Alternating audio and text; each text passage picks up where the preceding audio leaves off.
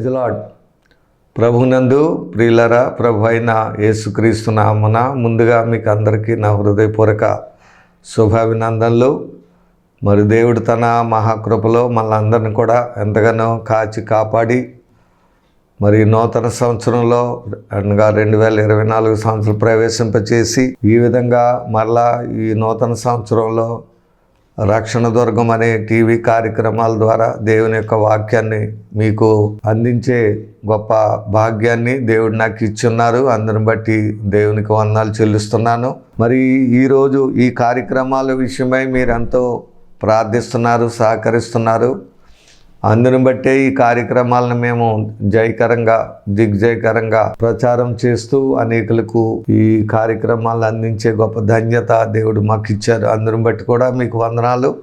ఇంకనూ ఈ నూతన సంవత్సరంలో కూడా ఇంకా విస్తృతంగా ఏ విధమైన ఆటంకాలు లేకుండా ఈ కార్యక్రమాలు ముందు కొనసాగించేలాగున దేవుని సందులో ప్రార్థన చేయండి. అలాగే ఈ కార్యక్రమాల నిమిత్తమై మీ యొక్క హృదయపూర్వక కానుకను లేక ఆర్థిక సహాయాన్ని పంపించి ఈ పరిచర్యలో మీరు కూడా పాలి భాగస్తులు అవ్వాలని దైవజనుడికి ముందుగా ఈ మాటలు మీకు తెలియజేస్తున్నాను. దేవుడు మిమ్మల్ని దీవించి ఆశీర్వదించును గాక. మరి ఈరోజు దేవుడు ఈ నూతన దేవుడు మనకిచ్చే వాక్య భాగాన్ని మనం చదువుకుందాం. దేవుని పరిశుద్ధ గ్రంథములో నుండి యోహాను సువార్త 5వ అధ్యాయము మొదటి నుండి కొన్ని వచనాలు మనం చదువుకుందాం. యోహాను సువార్త 5వ అధ్యాయం మొదటి. అటు తరువాత యూదుల పండుగ ఒకటి వచ్చెను గనుక యేసు యెరూషలేమునకు వెళ్ళింది. యెరూషలేములో గొర్రెల ద్వారము దగ్గర హెబ్రీ భాషలో బేతెస్దా అనబడిన ఒక కోనేరు కలదు. దానికి 5 మంటపములు కలవు. ఆయా స్థలము సమయములకు దేవదూత కోనేటిలో దిగి నీళ్లు కదిలించుట కలదు. నీరు కదిలించబడిన పిమ్మట మొదట ఎవడు దిగునో వాడు ఎట్టి వ్యాధి గలవాడైనను బాగుపడును గనుక ఆ మంటపములో రోగులు, గ్రుడ్డివారు, కుంటివారు, ఓచకాలు చేతులు గలవారు గుంపులుగా పడి ఉండిరి. అక్కడ 38 ఏండ్ల నుండి వ్యాధి గల ఒక మనుషుడుండెను.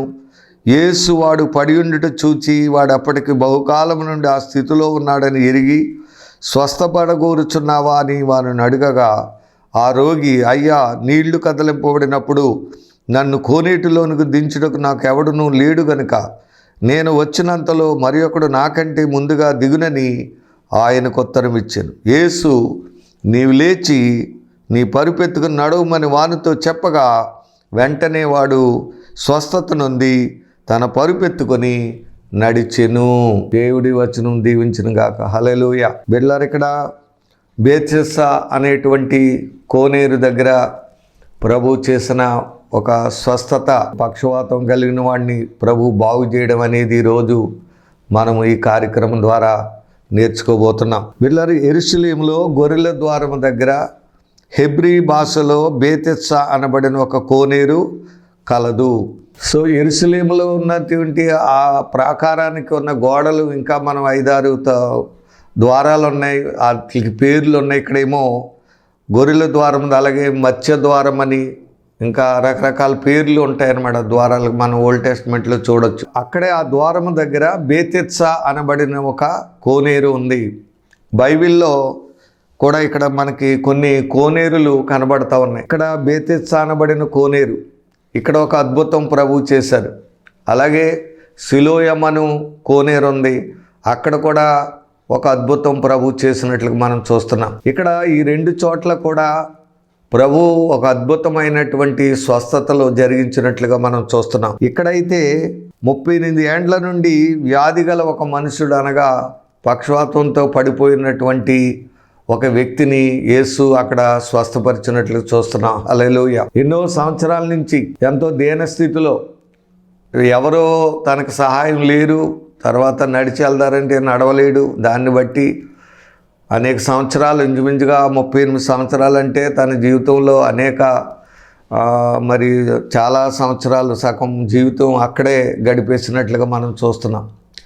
ఇలాంటి స్థితిలో ఉన్నటువంటి ఆ వ్యక్తిని యేసు ప్రభు వెళ్ళి అతన్ని స్వస్థపరిచినట్లు, బాగు చేసినట్లుగా మనం చూస్తున్నాం. ఇక్కడ ఈ కోనేరు, బేతెస్దా కోనేరుకున్నటువంటి ప్రసిద్ధి ఏంటంటే, ఎందుకు అతను అన్ని సంవత్సరాల నుంచి అక్కడ ఉండి ఆ విధంగా గడపవలసింది వచ్చిందంటే, అక్కడ ఒక విశేషత ఏంటంటే, ఆయా సమయములందు దేవదూత కోనేటిలో దిగి నీళ్లు కదిలించబడుట కలదు. కొన్ని సమయాల్లో ఒక దేవదూత వచ్చి ఆ కోనేరులో ఉన్న నీళ్లు కదిలిస్తుంది అన్నమాట. ఆ నీళ్లు కదిలించినప్పుడు ఎవడు దిగునో వాడు ఎట్టి వ్యాధి గలవాడైనను బాగుపడును. హల్లెలూయా. ఇది అక్కడ ఆ యొక్క బేతెస్దా కోనేరుకున్నటువంటి విశేషత. అందువల్ల ఆ మంటపాల్లో 5 మంటపాలు ఉన్నాయన్నమాట ఆ కోనేరు దగ్గర. బహుశా ఇలాంటి వారి కొరకే ఎండకి వానకి అక్కడ మరి ఎన్నో సంవత్సరాల నుంచి అలా కొన్ని సంవత్సరాలు పడుతుంది కాబట్టి ఎండకి వానకి అక్కడ ఏర్పాట్లన్నీ చేసినట్టు ఒక 5 మంటపాలు కట్టి ఉన్నట్లుగా మనం చూస్తున్నాం. అందులో రోగులు, గుడ్డివారు, కుంటివారు, ఊచకాలు చేతులు గుంపులుగా అంటే చాలా గుంపులు జనసమూహములు అక్కడ పడి ఉన్నారన్నమాట.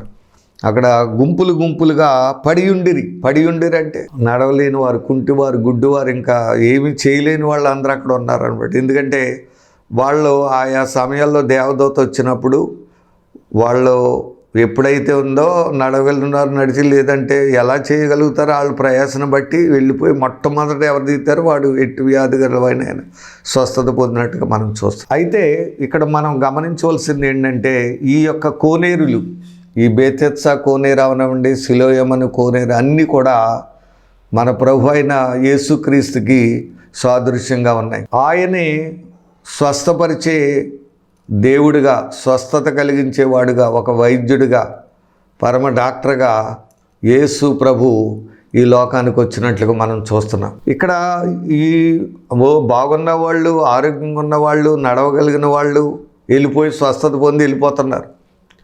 కానీ ఇక్కడ ఒక వ్యక్తి ఉన్నాడు, 38 సంవత్సరాల నుంచి ఉన్నాడు. అతనికి సహాయం చేసేవారు ఎవరు లేరు. ఒకవేళ నడిచి వెళ్దారంటే నడవలేని పరిస్థితి. అందుకనే యేసు ప్రభు ఆయన వచ్చి స్వస్థపడగోరుచున్నావా అని అడిగినప్పుడు ఆయన చెప్పిన మాట ఏంటంటే, అయ్యా, నీళ్లు కదిలించబడినప్పుడు నన్ను కోనేటిలోనికి దించుటకు మరి ఎవరు నాకు లేడు, ఎవరు కూడా లేరు. అంటే ఎవరైనా ఉంటే ఏమో, ఇతను ఎప్పుడో స్వస్థత పొంది వెళ్ళిపోయిన సహాయం చేసే వాళ్ళు ఉంటే ఆ లేపి ఆ నీళ్లు కదిలించిన వెంటనే ఇతను లేపి మొట్టమొదట అందులో నీటిలో పడేస్తే స్వస్థత పొంది వెళ్ళిపోయింది. కానీ ఎవరు లేరు. ఒకవేళ ఈ వ్యక్తిగతంగా ఈయన వెళ్ళిపోయి స్వస్థత పొందారంటే ఇతను నడవలేని పరిస్థితి. ఇతను వెళ్ళి ఆ దేకుతూ బాగుతూ వెళ్ళి లోపలనే మామూలుగా ఆరోగ్యంగా ఉన్నవాడు వెళ్ళి స్వస్థత పొందుకొని వెళ్ళిపోతున్నారు. అందువల్ల ఇతను అన్ని సంవత్సరాల నుంచి అలాగే ఉండిపోయాడు. పిల్లలు, ఈరోజు మనం నేర్చుకునేటువంటిది ఏంటంటే, ఆ కోనేరు, ఆ బేతెస్దా కోనేరు అనగా యేసు ప్రభుకే సాదృశ్యంగా ఉంది కాబట్టి, అసలు ఈ బేతెస్దా అనబడినటువంటి కోనేరుకి అర్థం ఏంటంటే హౌస్ ఆఫ్ మెర్సీ, అంటే కనికర గృహము లేక దయ కలిగిన మరి ప్రాంతం, ఒక ప్రదేశంగా, కనికరము కలిగిన ప్రదేశంగా లేక గృహముగా దానికి అర్థమిస్తుంది. కాబట్టి ఈ లోకంలో మానవుడు నిస్సహాయ స్థితిలో, ఏ సహాయం లేకుండా, ఏమి చేయలేని పరిస్థితుల్లో, ఈ వ్యక్తి ఎలాగైతే నడవలేని పరిస్థితిలో ఉన్నాడో, ఎవరు కూడా ఆదుకొని ఆదరించలేని, బాగుపడలేని పరిస్థితుల్లో ఉన్నాడో, అలాగే ఈ లోకంలో ఉన్నటువంటి నిస్సహాయ స్థితిలో, నడవలేని వారి స్థితిలో, కుంటివారిగా, గుడ్డివారిగా, బలహీనులుగా, రోగులుగా ఉన్నవారు అందరినీ కూడా బాగు చేయడానికే యేసు ఇక్కడ మనం నేర్చుకోవాల్సింది ఏంటంటే, యేసు ఆయన కృపామయుడిగా, కరుణామయుడిగా, ప్రేమామయుడిగా యేసు లోకమునకు వచ్చినట్లుగా ఈ యొక్క బేతెస్దా కోనేరు వలన మనం తెలుసుకుంటున్నాం. హల్లెలూయా. బిళ్ళరా, ఆ కోనేరు దగ్గర నీటిలో దిగినప్పుడు అక్కడ స్వస్థత వారు పొందుకున్నట్లుగా ఇక్కడ యేసు మానవాళ్ళని స్వస్థపరచడానికి, మానవాళ్ళని రక్షించడానికి వచ్చినట్లుగా మనం తెలుసుకోవాలి. ఇప్పుడైతే ఆ కోనేరు లేదు, ఆ నీళ్ళు లేవు, ఆ దేవదూతలు లేవు, కానీ ఇప్పుడు యేసు ప్రభు ఆ కోనేరుగా ఉన్నారో, ఆ దేవదూతలు ఎవరంటే సువార్తను ప్రకటించే దైవజనులుగా చూస్తున్నాం. దైవజనుల పని ఏంటంటే నీళ్లు కదిలించడం అనగా సువార్త చెప్పడం, యేసుని గురించి చెప్పడమే. చెప్తున్నప్పుడు ఎవరైతే ప్రభువుని విశ్వసిస్తారో, ఎవరైతే ఆయన నమ్మి ప్రార్థిస్తారో వారు ఎంత ఘోర పాపైనా రక్షణ పొందటం, వ్యాధి గ్రస్తుడైనా సరే స్వస్థత పొందటం మనం చూస్తూ ఉన్నాం. ఇదే బేతెత్సా కోనేరు దగ్గర జరిగిన విషయము. ఆ కోనేరే మన ప్రభు అయిన యేసు. ఆయన మానవాళిని స్వస్థపరచడానికి వచ్చినట్లుగా మనం చూస్తున్నాం. హల్లెలూయా. ఆయన అడుగుతున్నాడు ఏంటంటే, యేసు ప్రభు కూడా చూడండి, యేసు వాడు పడి ఉండుట చూచి, సరే చూచుచున్న దేవుడు, చూచే దేవుడు, మనల్ని చూస్తున్న దేవుడు.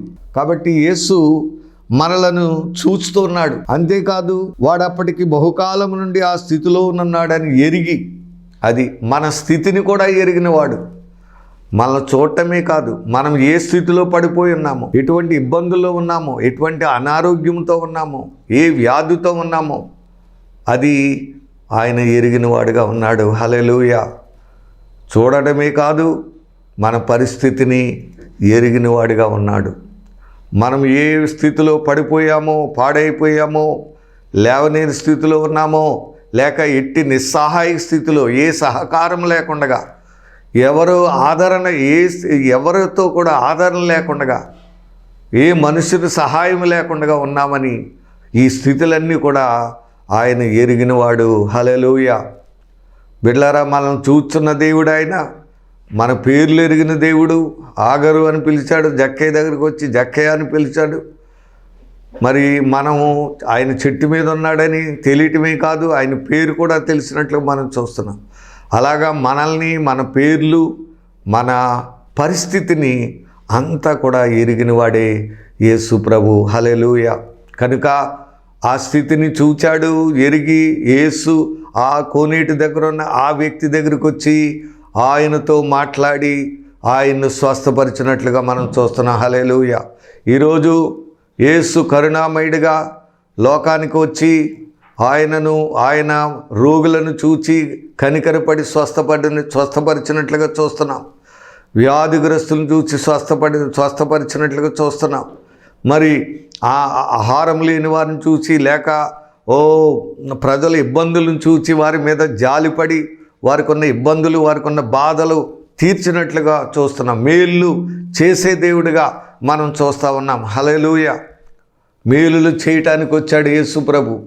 మన బాధలను తీర్చడానికి వచ్చాడు. కరుణామయుడిగా, ప్రేమ కలిగిన దేవుడిగా, జాలి కలిగిన వాడిగా ఈ లోకానికి వచ్చి మానవునికున్న అవసరాలు, మానవులకున్న ఇబ్బందులు, అక్కరలు, వ్యాధులు, అక్కర్లన్నీ తీర్చి వారికున్న వ్యాధుల నుండి, వారికున్న పాపపు జీవితం నుండి విమోచించి మనల్ని రక్షించడానికే యేసు వచ్చాడు. హల్లెలూయా.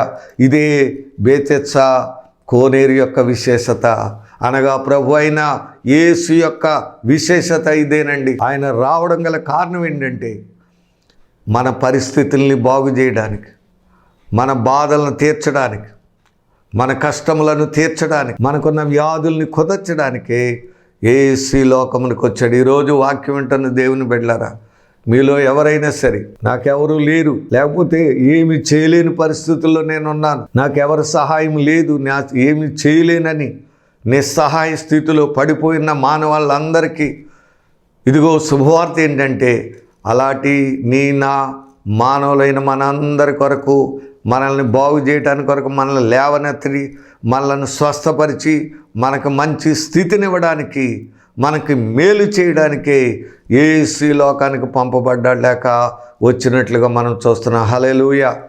కాబట్టి ఇక్కడ ఈరోజు నువ్వు స్వస్థపడాలి. ఇక్కడ అడుగుతున్నాడు చూడండి, బహుకాలం నుండి ఆ స్థితిలో ఉన్నాడు ఎరిగి స్వస్థపడగోరుచున్నావని ఆయనను అడుగగా, ఈరోజు ప్రభు కూడా నిన్ను ఇదే మాట్లాడుతున్నాడు. అంటే ఆయన చూస్తున్న దేవుడు, ఎరిగిన దేవుడు అయినప్పటికీ ఆయన అడుగుతున్నాడు, నీవు స్వస్థపడగోరుచున్నావని. అలాగే ఈరోజు ప్రభు నీతో అడుగుతున్నాడు, నిన్ను అడుగుతున్నాడు, నువ్వు నిజంగా స్వస్థపడాలని కోరుకుంటున్నావా? మరి ప్రభువు అనేక చోట్ల ఎవరినైనా సరే ప్రశ్న అడగకుండా వాళ్ళని స్వస్థపరచలేదండి. ఇప్పుడు అలాగే బైబిల్లో భర్తిమై అనేటువంటి ఒక గుడ్డి భిక్షకుడు ఉన్నాడు. దావీదు కుమారుడు నన్ను కరుణించమని కేకలు వేశాడు. కేకలు వేసినప్పుడు అందరూ ఊరుకోమన్నాడు, మరీ ఎక్కువ కేకలు వేశాడు. అయితే యేసు ప్రభు ఆగి ఆ మనుషుని పిలవండి అని చెప్పినప్పుడు వాడు బట్టను పారవి దిగ్గును లేచి యేసు దగ్గరికి వచ్చాడు. వచ్చినప్పుడు యేసు ప్రభు ఏమన్నా తెలుసా? నేను నీకేమి చేయగోరాలనుకుంటున్నావు అన్నాడు. హల్లెలూయా. ఈరోజు అదే ప్రశ్న యేసు నీతో కూడా అడుగుతున్నాను. నువ్వు నిజంగా స్వస్థపడాలని కోరుకుంటున్నావా? ఈ కోనేరు దగ్గర ఉన్న వ్యక్తి నిజంగా స్వస్థపడాలని ఆశ ఉన్నవాడే ఉన్నాడు, ఆశ కలిగిన వాడిగా ఉన్నట్లుగా చూస్తున్నామండి. బిడ్డలారా, ఆశ కలిగి నువ్వు ఆర్తనాదం చేయాలి కానీ, ఆశ కలిగి మొరపెట్టాలి కానీ, ఎప్పుడు కూడా అలాంటి వారిని బాగు చేయడానికి యేసయ్య సంసిద్ధుడిగా ఉన్నాడండి. హల్లెలూయా. ఇది గొప్ప సువార్త. అయితే అటువంటి ఆశ కలిగిన వారు, ఆతురత కలిగిన వారు, నేను బాగుపడాలి, నేను స్వస్థపడాలి, నాకు చూపు కావాలి, నాకు బ్రతుకు బాగోవాలని ఆశపడేవారు తక్కువ. కానీ ఇక్కడ బేతిస్సా కోనేరు దగ్గర ఉన్న వ్యక్తి అయితే, ఎందుకంటే అతని ఆసక్తిని మనం ఎలా తెలుసుకోగలమంటే 1 సంవత్సరం కాదు, 2 సంవత్సరాలు కాదు, 38 సంవత్సరాల నుంచి అక్కడ ఉన్నాడంటే అతనుకున్న ఆశ, అతనుకున్న పట్టుదల, ఆ కష్టం ఎంత రోజు కదిలించబడినప్పుడు మరి వెళ్ళటమే చూస్తున్నాడు, నిరుత్సాహపడలేదు. మనమైతే 1 సంవత్సరం 2 సంవత్సరాలు ఉంటాం, లేకపోతే 5 ఉంటాం, 10 ఉంటాం. ఏకంగా 38 సంవత్సరాలు ఎవడుంటాడండి? It's great faith. నిజంగా ఇతనికి విశ్వాసం చాలా గొప్పదండి. బహుకాలము నుండి ఆ స్థితిలో ఉండి స్వస్థత పొందాలని ఆశపడ్డాడు. కనుక యేసు ప్రభు ఆయన దర్శించి ఆయన స్వస్థపరిచాడు. కాబట్టి ఈరోజు నిన్ను కూడా ఆయన అడుగుతున్నాడు. నిజంగా నువ్వు స్వస్థత పొందాలని ఆశపడి నువ్వు ఉన్నట్లయితే ఖచ్చితంగా ఆయన నిన్ను స్వస్థపరుస్తాడు. అలాగే భర్తమై కూడా నిజంగా నేను ఏం చేయగోరుచున్నావని అడుగుతున్నాడు. ఆయనకు చూపు కావాలని, ఆయనకు తెలియదేంటి, చూపు కొరకే అడుగుతున్నాడు. కానీ అతనుకున్న ఆసక్తి, మనకున్న అవసరత మన నోటి ద్వారా మనం దేవునికి చెప్పాలి. ఇది దేవునిలో ఉన్న మర్మం. అందుకే ఆయన ప్రశ్నలు అడుగుతాడు. అలాగే నిన్ను కూడా దేవుడు అడుగుతున్నాడు. నువ్వు నిజంగా ఏం కావాలో అనేది హృదయపూర్వకంగా నువ్వు వేడుకుంటే ఖచ్చితంగా అది చూపైనా, అది పెరాలసిస్ అయినా, లేకపోతే కిడ్నీ వ్యాధి అయినా, హార్ట్ కంప్లైంట్ అయినా, లేకపోతే ఏ వ్యాధి అయినా సరే ప్రభు ముట్టి బాగు చేయగలడు. అందుకే ఆయన ఈ లోకానికి వచ్చాడు. నమ్మిన వారు దేవునికి స్తోత్రం చెబుదాం. హల్లెలూయా. నమ్మాలి బిడ్డలారా. ఆయనే కోనేరు.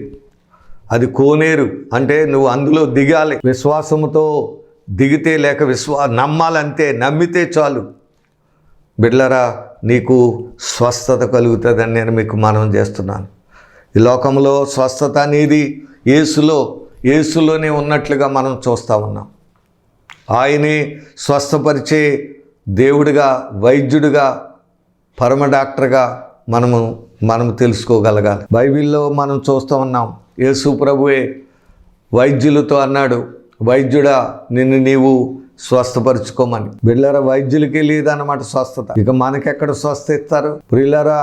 అలాగే బైబిల్లో ఉంది, రక్తస్రావం కలిగిన స్త్రీ 12 సంవత్సరాలు రక్తస్రావంతో బాధపడుతూ ఎన్నో వైద్యుల దగ్గరికి వెళ్ళి ఎన్నో తిప్పలు పడింది. మరింత బాధపడింది తప్ప స్వస్థత పొందలేదు. మరింత వేదన చెందింది తప్ప బాగుపడలేదు. మరింత వ్యాధి అయిపోయింది తప్ప ఆమెకు స్వస్థత కలగదు. అయితే యేసు ఆయన వస్త్రము నేను ముడితే చాలు బాగుపడతాననుకుంది. ఆమె వస్త్రం ఎప్పుడైతే వస్త్రమును ముట్టిందో వెంటనే ఆమె రక్తధార కట్టింది. హల్లెలూయా. ఈరోజు నీవు కూడా అటువంటి రక్తస్రావం కలిగిన రోగిగా నీవు ఉన్నావేమో. నువ్వు విశ్వసించాలి, నువ్వు ప్రార్థించాలి, నువ్వు ప్రభువుని అడగాలి. ప్రభువా, నేను రక్తస్రావ రోగినయ్యా, లేకపోతే నేను పెరాలసిస్ పక్షవాత రోగినయ్యా, లేకపోతే కిడ్నీ వ్యాధిగ్రస్తున్నయ్యా, లేకపోతే సమస్య ఇదిగో హార్ట్ పేషెంట్నయ్యా, బలహీనరాలనయ్యా, బలహీనున్నయ్యా, వ్యాధిగ్రస్తున్నయ్యా అని నువ్వు వేడుకోవాలే తప్ప, అడిగి ప్రార్థించాలి, మొరపెట్టాలే తప్ప ఎవరినైనా సరే ఆయన బాగు చేసి స్వస్థపరచడానికి ఆయన వచ్చినట్లుగా మనం చూస్తున్నాం. బిళ్ళారా, అలాగే మరి ఆయన అనేకులను బాగు చేశాడు. బాగు చేసే అధికారం ఇప్పుడు ఆయన ప్రజలకు ఇచ్చినట్లుగా మనం చూస్తున్నాం. అవి కూడా కొన్ని మాటలు మీకు చెప్పి ఈ యొక్క కార్యక్రమం ముగించుకుందాం. మత్తయి సువార్త 8:14 చదువుకుందాం. తరువాత యేసు పేతురింటిలో ప్రవేశించి జ్వరముతో పడి ఉన్న తన అత్తను చూచి ఆమె చేయి ముట్టగా జ్వరం ఆమెను విడిచెను. అంతటా ఆమె లేచి ఆయనకు పరిచారం చేయసాగాను. సాయంకాలం అయినప్పుడు జనులు దెయ్యములు పట్టిన అనేకులను ఆయన వద్దకు తీసుకొని వచ్చిరి. ఆయన మాట వలన దెయ్యములను వెళ్ళగొట్టి రోగుల నెలను స్వస్థపరిచెను. అందువలననే ఆయనే మన బలహీనతలను వహించుకొని మన రోగములను భరించినని ప్రవక్త అయిన యెషయా ద్వారా చెప్పబడినది నెరవేరెను. హల్లెలూయా. అంటే ఆయనే మన నిమిత్తము మనం పొందవలసిన దెబ్బలు ఆయన తిని, మనం పొందవలసిన శిక్షణ ఆయన ఉంచి, మనం పొందవలసిన వ్యాధిని ఆయన అనుభవించినట్లుగా అనుభవించి మన కొరకు సిలువ వేయబడ్డాడు. కాబట్టి ఆ సిలువలో కార్చిన రక్తము ద్వారా మనకు గొప్ప రక్షణ ఉందండి. ఆయన పొందిన దెబ్బల ద్వారా మన బలహీనతల నుండి విడుదల ఉంది, మన రోగముల నుండి మనకు స్వస్థత ఉంది. హల్లెలూయా. కాబట్టి ఎందుకంటే ఆయనే మన వ్యాధులను భరించాడు, మన రోగములను భరించాడు, మన వ్యసనములను సహించినట్లుగా మనం చూస్తున్నాం. కాబట్టి ఆయన దగ్గరికి వచ్చినప్పుడు అనేకులను ఆయన స్వస్థపరిచి దెయ్యములను వెళ్ళగొట్టినట్లుగా ఆయన మాట ద్వారా మనం చూస్తున్నాం. అలాగే 10వ అధ్యాయంలో కూడా తన శిష్యులకు కూడా అధికారం ఇచ్చారు. ఆయన తన 12 మంది శిష్యులను పిలిచి అపవిత్రాత్మలను వెళ్ళగొట్టుటకు, ప్రతి విధమైన రోగమును, ప్రతి విధమైన వ్యాధిని స్వస్థపరచుటకు వారికి అధికారం ఇచ్చను. హల్లెలూయా. ప్రతి వ్యాధిని, ఒక రకం వ్యాధి కాదు, ప్రతి వ్యాధిని, ప్రతి విధమైన రోగమును, వాట్ ఎవర్ డిసీజ్ మేబీ, అది ఏదైనప్పటికీ కూడా దేవుడు వారికి అధికారం ఇచ్చినట్లుగా చూస్తున్నాం. అందుకని 10వ వచనంలో ఉంది. 6వ వచనంలో ఇశ్రాయేలు నశించిన గొర్రెల యొద్దకు వెళ్ళుచు పరలోక రాజ్యము సమీపించున్నదని ప్రకటించుడి, రోగులను స్వస్థపరచుడి, చనిపోయిన వారిని లేపుడి, కుష్ఠరోగులను శుద్ధులుగా చేయుడి, దెయ్యములను వెళ్ళగొట్టిడి, ఉచితముగా పొందితిరి, ఉచితముగా ఇయుడి.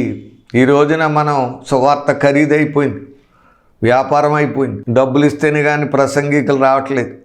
కానీ దేవుడు ఏమన్నాడంటే మీరు ఉచితముగా పొందితిరి, ఉచితముగా ఇవ్వండి అన్నాడు. హల్లెలూయా. స్వస్థత అనేది ఉచితం, దానికి ఖరీదు ఏం చేయక్కర్లేదు. ఇప్పుడు డాక్టర్ గారి దగ్గరికి వెళ్తే ఉచితం ఉండదు, ఎక్కడికి వెళ్ళినా ఉచితం ఉండదు. కానీ యేసయ్య నీవేమి ఇవ్వక్కర్లేకుండా కేవలం నమ్మితే చాలు, అది ఎలాంటి రోగమైనా ఎలాంటి వ్యాధి అయినా స్వస్థపరచడానికి ఆయన చేశారు. ఆయన శిష్యులకు అధికారం ఇచ్చినట్లుగా మనం చూస్తున్నాం. అందుకని అపోస్తుల కార్యాల్లో అపోస్తుల ద్వారా ఎన్నో స్వస్థతలు జరిగాయి. పేతురయ్య గారు అయితే ఆయన నీడ తగిలిన వారందరూ ఆయన దారి నడిచి వస్తుంటే రోడ్డు పక్కన ఇరువైపులా రోగుల్ని మంచాల మీద తీసుకొచ్చి పరుండబెడితే ఆయన నీడ తగిలిన వారందరూ అందరు రోగులు బాగుపడ్డారు. హల్లెలూయా. అలాగే పౌలయ్య గారిని కూడా దేవుడు అద్భుతంగా వాడుకున్నాడు. ఆయన చేతురుమాళ్ళు రోగుల దగ్గర తెచ్చినప్పుడు రోగాలు వారిని విడిచిపెట్టి వెళ్ళిపోయేవి.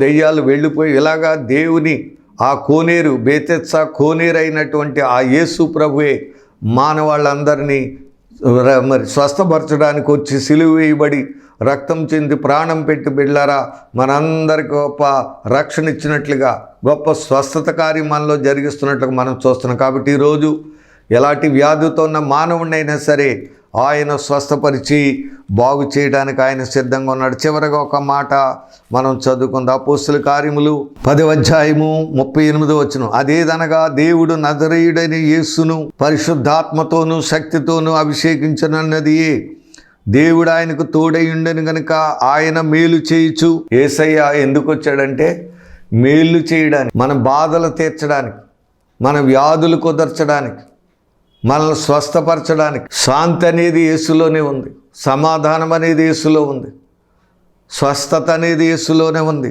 చూడండి, మేలు చేయుచు అపవాది చేత పీడించబడుచున్న వారి అందరినీ స్వస్థపరచుచు సంచరించుచుండెను. హల్లెలూయా. సరే, గ్రామాలు వెళుతూ రోగులందరినీ స్వస్థపరుస్తూ అపవాది చేత పీడించబడుచున్న వారిని, దెయ్యాలు పట్టి బారిన పడిన వారి నుండి విడిపిస్తూ ఇలాగ మానవులకి మేలు చేస్తూ మానవులను స్వస్థపరచు అనేక విధాలుగా సువార్తను ప్రకటించి మానవాళ్ళని రక్షించి ఆ పరలోక రాజ్యం తీసుకువెళ్ళటానికి యేసు వచ్చాడు. కాబట్టి వాక్యం వింటున్న దేవుని బిడ్డలారా, ఆ బేతెత్సా కోనేరు ఎవరో కాదు, ఇప్పుడు మన ప్రభు అయిన యేసు.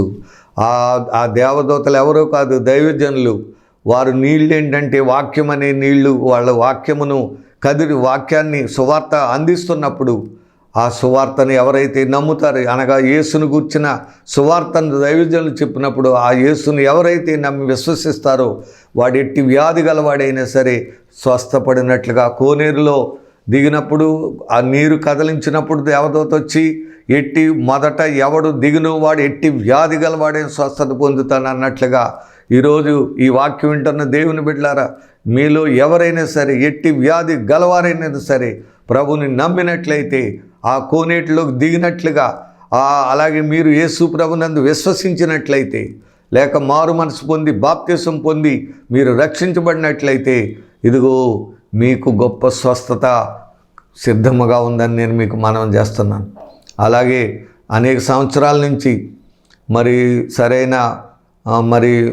అలాగే కోనేటి దగ్గర ఎలాగైతే ఉండిపోయి నీవు కూడా అలాగే బాధలో ఎవరో లేక నడవలేక నిస్సహాయ స్థితిలో ఉన్నావేమో, ఆ స్థితిని చూచున్న దేవుడు ఎరిగినవాడు కనుక నువ్వు ఆయన సన్నిధికి మొరపెట్టుకో. ప్రభువా, నన్ను స్వస్థపరచు, నన్ను లేవనెత్తు, నాకు ఈ వ్యాధి ఉంది, నేను నడవలేని స్థితి, లేకపోతే నాకు ఎవరూ లేరు, ఈ కష్టం ఉంది, ఈ బాధ ఉందని దేవుని దగ్గర, యేసయ్య దగ్గర నమ్మి ప్రార్థించండి బిడ్డలారా. ఖచ్చితంగా ప్రభు అది ఏ బాధ అయినా, ఏ వ్యాధి అయినా, ఎంత కష్టమైనా ప్రభు తీర్చి నిన్ను ఆదరిస్తారు. అట్టి దేవుడే, అట్టి కోనేరే మన ప్రభు అయిన యేసు. ఆ కోనేరు దగ్గర దిగి ఎలా బాగుపడి, అలాగే మనం యేసుని నమ్ముకొని ఈవేళ బలహీనలో ఉన్న వారందరూ, వ్యాధిగ్రస్తులు అందరూ స్వస్థతలు పొందుకొని రక్షణ పొంది దేవుని రాజ్యం కొరకు సిద్ధపడాలని కోరుకుంటూ, మరి దేవుడిచ్చిన ఈ వాక్య భాగాన్ని మీకు అందిస్తూ ఈ మాటలు ముగిస్తున్నాను. దేవుడి మాటలను దీవించి ఆశీర్వదించునుగాక. ఆమేన్. చిన్ని ప్రార్థన చేద్దాం.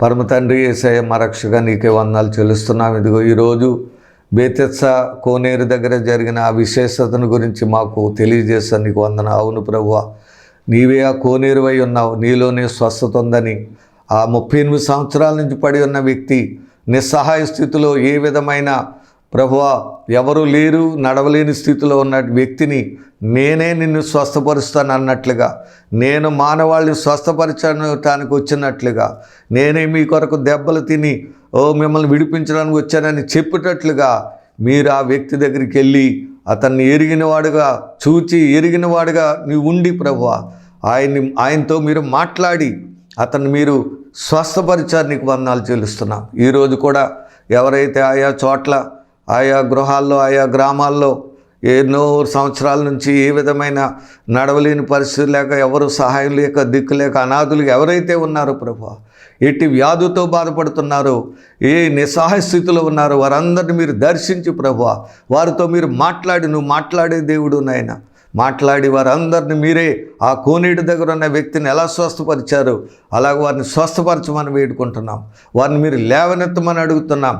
యేసు నామములో వారికి విడుదల దయచేసి నాయన గొప్ప స్వస్థత ఇచ్చి నడిపించి మీరే దీవించి ఆశీర్వదించమని ప్రార్థిస్తూ, విన్న వాక్యం అందరి హృదయాల్లో పడేది నూరంతలుగా ఫలించుట కృప చూపించమని, ఈ నామంలో మీ పేరట గొప్ప కార్యాలు అనేకులు చూచుటకు సహాయం చేయమని, ఈ కార్యక్రమాలను ఇంకా నీకు మహిమకరంగా, అనేకులకు దీవెనకరంగా జరిగించి మీరే వాడుకొని ప్రార్థనకు ప్రతిఫలం దయచేయమని మా ప్రభువును ప్రియరక్షకుడైన యేసు నామమున అడిగి వేడుకొనుచున్నాము తండ్రి. ఆమేన్. God bless you. దేవుడు దీవించును గాక. Thank you.